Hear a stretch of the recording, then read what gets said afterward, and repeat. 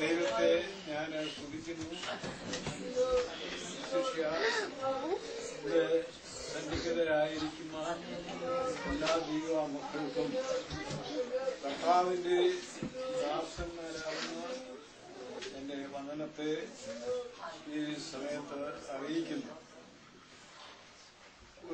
ഒരു മാസത്തിൽ ചിന്തുവാനും ഞങ്ങൾക്ക് ഇവിടെയായിരിക്കാൻ ഇടയായി.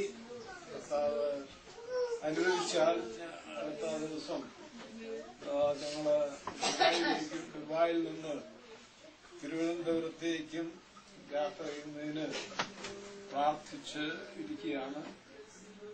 യാത്രയുള്ള ബന്ധത്തിൽ ഇതിന്റെ ഒരു പ്രാർത്ഥന ക്രമീകരിച്ചതിൽ എനിക്ക് വളരെ സന്തോഷമുണ്ട്. കാരണം പ്രാർത്ഥിക്കുന്ന ദൈവജനത്തിന്റെ മുന്നിൽ പോവുക എന്ന് പറയുന്നത് അതൊരു അനുഗ്രഹം തന്നെയാണ്. ഈ ദിവസങ്ങളിൽ മക്കളെയും കൊച്ചുമക്കളെയും എല്ലാം കാണുവാനും അവരുടെ ശുശ്രൂഷകളിലും മറ്റും സംബന്ധിപ്പാനും അവരോട് താമസിപ്പാനും എല്ലാം കർത്താവ് ഇടയാക്കി. ഞാൻ ദൈവദാസൻ വളരെ അനുഗ്രഹിക്കപ്പെട്ട വചനമാണ് നമുക്ക് തന്നത്. ആയതിനായി ദൈവത്തെ ഞാൻ സ്തുതിക്കുന്നു. ഞാൻ അല്പനിമിഷം സംസാരിക്കാൻ ആഗ്രഹിക്കുന്നത് നെഹമ്യാവിന്റെ പുസ്തകത്തിൽ നിന്നാണ്. നെഹമ്യാവ് 5-ാം അധ്യായം അതിന്റെ 14 മുതലുള്ള വാക്യങ്ങൾ.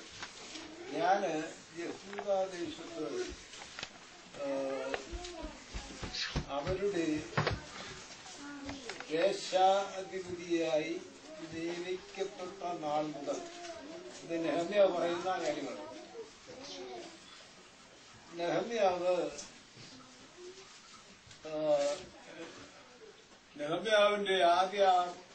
പുസ്തകത്തിന്റെ ആദ്യ അധ്യായങ്ങളിൽ അർത്ഥകശിഷ്ട രാജാവിന്റെ ഒരു പാനപാത്ര വാഹകനായിരുന്നു. കൂടാതെ ഇവിടെ ദേശാധിപതി എന്നുള്ളതിന് ഇംഗ്ലീഷിൽ ഒരു ബൈബിളിൽ വായിക്കുന്നത് ഗവർണർ എന്നാണ്. അപ്പം ഗവർണർ, ഒരു സ്റ്റേറ്റിന്റെ ഗവർണറായിരിക്കുക എന്ന് പറയുന്നത് ഒരു ചെറിയ കാര്യമല്ല. അങ്ങനെ പലരെ ഗവർണർമാരായിരിക്കുമ്പോൾ നെഹമ്യാവും ഗവർണറായി. അപ്പോൾ വേദപുസ്തകത്തിൽ യാതൊരു ഊനവുമില്ലാതിരുന്ന പലരുണ്ട്. ദാനിയേൽ, ജോസഫ്, നെഹമ്യാവ് തുടങ്ങിയ ആളുകളെ നാം നോക്കുമ്പോൾ യേശുക്രിസ്തു കഴിഞ്ഞാൽ പിന്നീട് ഇവരിലൊന്നും തന്നെ യാതൊരു ന്യൂന വശങ്ങളും ഇല്ലായിരുന്നു. നെഹമ്യാവ് നമ്മൾ നോക്കിയാൽ യാതൊരു കുറവും നെഹമ്യാവിൽ കാണുവാൻ കഴിയില്ല. ഇടിഞ്ഞു കിടന്ന മതില് പണിയുന്നതിനു വേണ്ടി നെഹമ്യാവ് വളരെ കരയുകയും ആ ഇടിഞ്ഞു കിടന്ന ആ മതിലുകൾ താന് പണിയുകയും ചെയ്തു. ഇവിടെ വായിച്ച വചനത്തിലേക്ക് നമുക്ക് കടന്നു വരാം. ഇത് നിങ്ങളുടെ പുസ്തകമുള്ളവരെല്ലാവരും നിങ്ങൾ നോക്കണം. ഞാൻ യഹൂദാദേശത്ത് അവരുടെ ദേശാധിപതിയായി നിയമിക്കപ്പെട്ട നാൾ മുതൽ അർത്ഥകശിഷ്ട രാജാവിന്റെ 20-ാം ആണ്ട് മുതൽ തന്നെ അവന്റെ 32-ാം ആണ്ട് വരെ 12 സംവത്സരം ഞാനും എന്റെ സഹോദരന്മാരും ദേശാധിപതിക്കുള്ള അഹോവൃത്തി വാങ്ങിയില്ല. ഈ അദ്ദേഹത്തിന് ലഭിക്കേണ്ടതായ വേതനം ലഭിച്ചു എന്നല്ലാതെ മറ്റ് ആവശ്യങ്ങൾക്കുള്ള പൈസയൊന്നും നെഹമ്യാവ് വാങ്ങിയില്ല.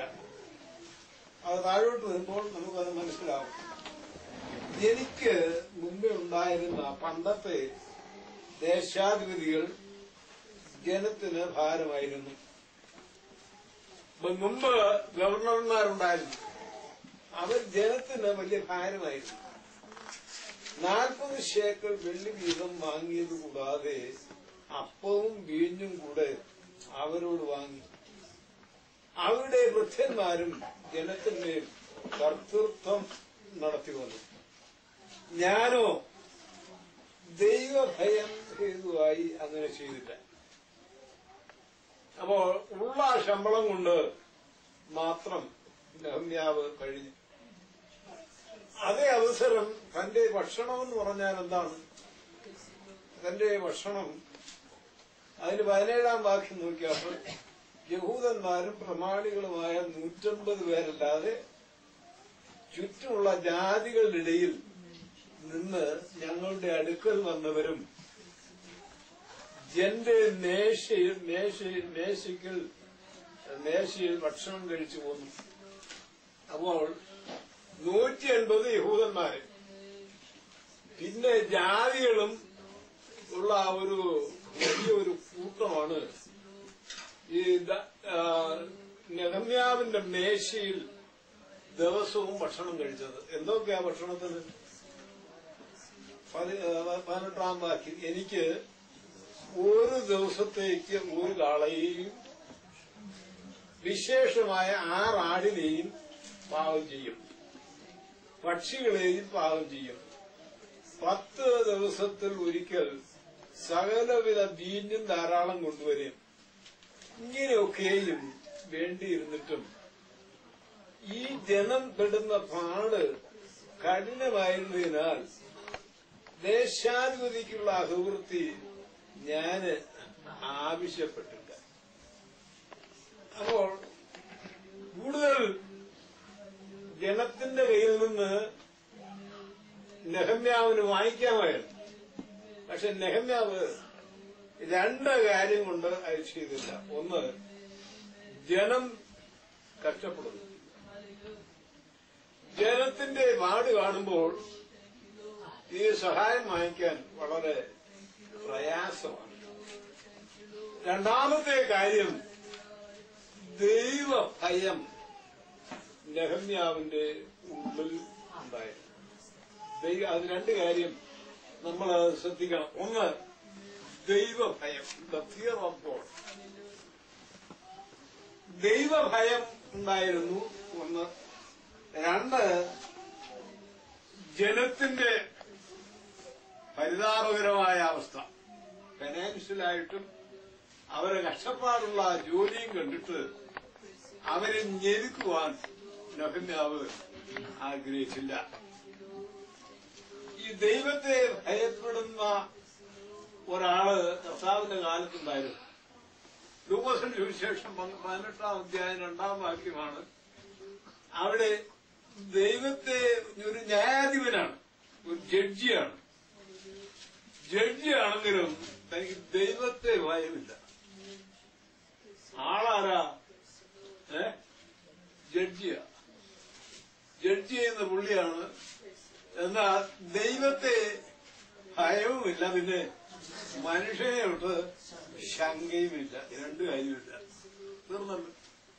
അപ്പം ആള് ജഡ്ജിയാ, കോർട്ടിലെടുത്ത് ന്യായപാലനം ചെയ്യുന്ന ആളാ. പക്ഷെ ദൈവത്തെ ഭയവുമില്ല, മനുഷ്യനെ ശങ്കയുമില്ല. എന്നാൽ നാം പ്രവൃത്തിയുടെ പുസ്തകം 10-ന്റെ 2-ാം വാക്യം വായിക്കുമ്പോൾ അവിടെ ഒരു കൊർന്നല്യോസ് ഉണ്ട്. കൊർന്നല്യോസ് എന്നുള്ളതിന് ശതാധിപൻ, അതിന് ഹിന്ദിയിൽ പറയുന്നത് സുബേദാർ എന്നാണ്.